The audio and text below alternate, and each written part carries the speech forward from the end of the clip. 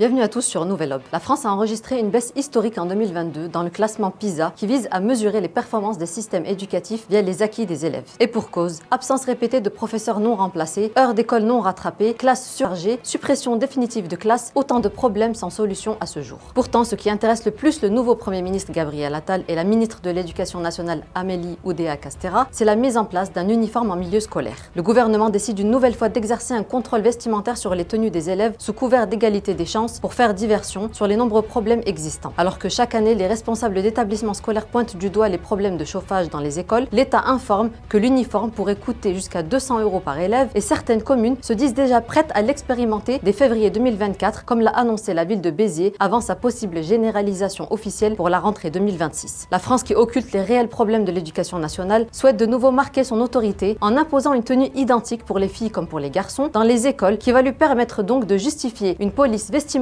déjà à l'œuvre de manière arbitraire, comme cela a été fait avec les jeunes filles de confession musulmane auparavant, plutôt que de se pencher sur les inégalités qui se creusent de plus en plus dans le milieu scolaire. Peu de temps avant son entrée en fonction en tant que Premier ministre, Gabriel Attal, alors ministre de l'Éducation, avait fait interdire l'abaya, plongeant la France dans un énième débat sur la laïcité dont les objectifs actuels ne ressemblent en rien aux initiaux. Quant à la ministre de l'Éducation Amélie Oudéa-Castéra, elle est toujours sous le feu de la polémique après avoir affirmé scolariser ses enfants dans l'école privée Stanislas, brocardant les paquets d'heures pas remplacées de l'école publique, alors que l'établissement catholique privé fait l'objet d'un rapport relatant des propos homophobes, sexistes ou anti-avortement. Jusqu'à quand le gouvernement français va-t-il fermer les yeux sur les réels problèmes dans ces écoles et arrêter d'instrumentaliser les musulmans pour couvrir leurs échecs? Merci et à bientôt sur Nouvelle Ob.